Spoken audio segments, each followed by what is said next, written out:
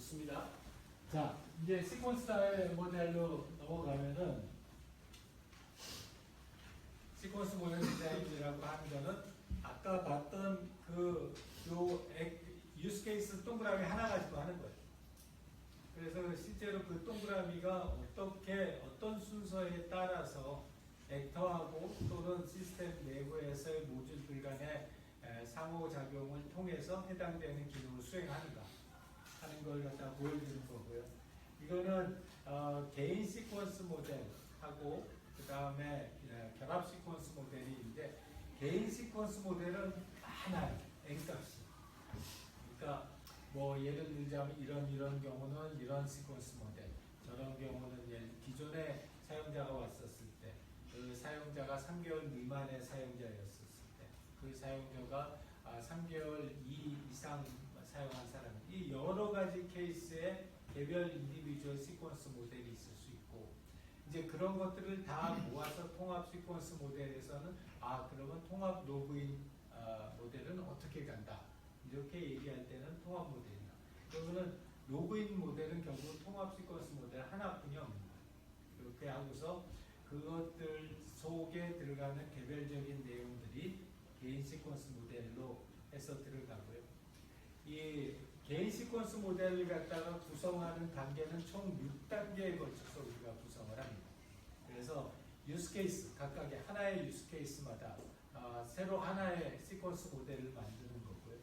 예, 여기에 이제 회사마다 양식이 좀 달라요. 우리 회사에서 쓰는 양식은 또 그 양식이 있고, 이 다른 회사에서 쓰는 건 그 양식이 있는데, 인터넷 서치를 하거나 또는 이런 프로젝트를 하다 보면 시퀀스 모델 양식들이 있고요. 이제 거기에서 제일 첫 번째는 해당되는 유스 케이스가 시작하게 만드는 촉발 요인, 이게 트리거 포인트라고 그러는데, 촉발 요인이 뭐라는 걸 갖다가 찾아서 그걸 갖다가 고유번호로 작성을 하고, 그 다음에 그게 그 기능이 완료되기까지 필요로 하는 행동 단계들을 갖다가 일의 순서에 따라서 작성을 해요. 그리고 이때 이제 중요한 거는 너무 추상적으로 해서 이렇게 뭉뚱그려서 표현하지 않고 가급적이면 디테일하게 설명을 하는 거죠. 그리고 각각의 단계마다 어떤 상황이었을 때가 인지를 갖다 파악을 하고 뭐 하려고 그걸 하는지에 대한 것들을 갖다가 찾아내서 작성을 갖다 합니다. 그 다음에 이런 걸 진행하는 과정에서 어떤 형태의 브레이크다운이 있을 수 있는지를 갖다 적고, 그걸 갖다가 눈에 잘 보이는 형태로 해서 표현을 해주고요. 이걸 갖다 통해서 전체 처음부터 끝까지의 시퀀스가 만들어지게 되면은 그 시퀀스 모델을 갖다가 가지고 전반적으로 하나의 의도를 갖다가 달성하였는지를 갖다 점검을 하게 되죠. 그래서 이런 예를 보면 이거는 마음검진에서 감정 노동자들 대상으로 해서 HRV 검사를 하는 시퀀스에 대한 모델이에요.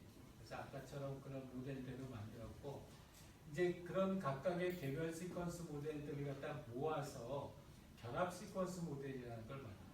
그래서 이거는 기본적으로 동일한 유스 케이스 다이어그램에 대해서 여러 가지 다양한 인디비주얼 시퀀스 모델을 모아서 하나의 통합 시퀀스 모델로 만든다는 거죠. 그래서 이런 형태로 아까 나왔던 그 HRV 측정하기에 대해서 하나의 시퀀스 모델로 이런 내용들을 갖다 구성해야 나간다라고 볼 수 있어요. 그러면 이제 여기로 또 돌아가서 보면 유스 케이스 다이어그램에서 요 HRV 측정하기라고 하는 요 하나의 기능셋에 대해서 뭐 예를 들어서 5가지, 6가지의 인디비주얼 시퀀스 모델이 있고, 얘네들을 통합해서 하나의 통합 시퀀스 모델이 나옵니다. 그러면 요 시스템이다. 그러면은 요 시스템은 하나, 둘, 셋, 넷, 다섯, 여섯, 일곱, 여덟, 아홉, 열, 열하나, 열둘, 열셋, 14개의 통합 시퀀스 모델이 나옵니다. 그러면 그 통합 시퀀스 모델을 완성하고 나서 우리가 인터랙션 설계가 마무리됐다라고 이야기를 합니다. 물론 그러고 나서도 유스 케이스가 더 생길 수도 있어요. 시스템이 진화하면서 유스 케이스가 더 생길 수도 있고, 또는 기존에 있는 유스 케이스가 없어질 수도 있고, 또는 또는 해당되는 시스템의 새로운 요 유스 케이스에 새로운 인디비주얼 시퀀스 모델이 만들어질 수도 있어요. 그래서 지속적으로 이 시퀀스 모델하고 유스 케이스 다이어그램은 그냥 한 번 만들어 놓고 끝나는 게 아니라 지속적으로 버전 관리라는 걸 합니다. 그래서 예를 들어서 지금 마음 검진이라고 하는 서비스는 2주에 한 번씩 시스템 업그레이드를 해요. 그리고 2주에 한 번씩 버전이 나오고 그 버전마다 이 유스 케이스 다이어그램하고 시퀀스 다이어그램이 그 버전을 갖고서 계속 나와요. 그래서 그게 계속 축적돼서 가면은 우리가 그 히스토리 파일이라는 걸 만들어요. 그래서 그 히스토리 파일이라고 하는 게 특히 우리 같은 소프트웨어 회사에서는 가장 큰 자산이고요. 이게 제일 첫 번째 그 기능 설계에서부터 현재의 기능 설계까지 어떤 절차에 거쳐서 어떤 역사를 가지고 이 시스템이 이렇게 설계되어 왔다. 그래서 현재 상태는 유스 케이스가 몇 개고 각각의 유스 케이스에 대한 통합 시퀀스 모델이 여기 있다. 그건 기업의 제일 큰 시크릿입니다. 그게 나가면은 세상에 있는 누구든지 컴퓨터 프로그래밍 하는 사람들은 금방 프로그램을 작성할 수 있습니다. 그렇기 때문에 아까 얘기했던 아키텍처, 우리 지난주에 얘기했던 아키텍처 설계도 그렇고 이번 주에 얘기한 유스 케이스 다이어그램도 그렇고 이런 것들은 다 정보 보안에서 굉장히 중요한 역할을 해요.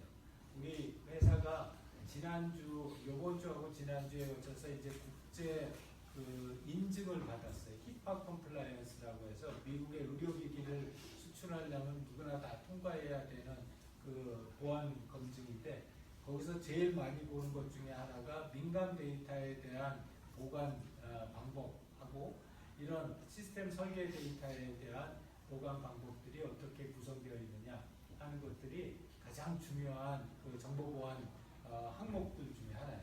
그래서 물론 실제로 진행하다 보면은 뭐 잊어버리고 안 하거나 그럴 수도 있지만 그 실제로 진행하다 보면은 놓칠 수도 있지만 그건 꼭 준비해가지고 가져가야 된다라는 거.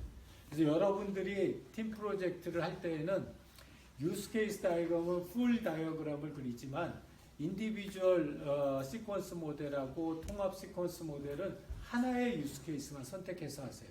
다 하면은 그 시간상 물론 이제 뭐 NFT 팀은 다 할지도 모르겠지만 다른 팀은 하나만 선택해서 하고 오히려 그 하나를 잘 만드는. 근데 그 하나를 선택할 때에는 우리 시스템에서 가장 핵심이 되는 기능이 뭘까? 그래서 그 가장 핵심이 되는 기능만 하나를 잡아서 인디비주얼 시퀀스 모델을 다양하게 만들어보고 그걸 가지고 통합 시퀀스 모델을 하나로 그 압축시켜서 만드는 거. 그것만 하고 유스 케이스 다이어그램이 그 안에 유스 케이스가 30개 있다. 그거면 30개를 그리는 거는 좋은데 그 중에서 실제로 레벨 시퀀스 다이어그램이나 통합 시퀀스 다이어그램은 하나의 유스 케이스에 대해서만 해보자라는 겁니다. 이해됐을까요?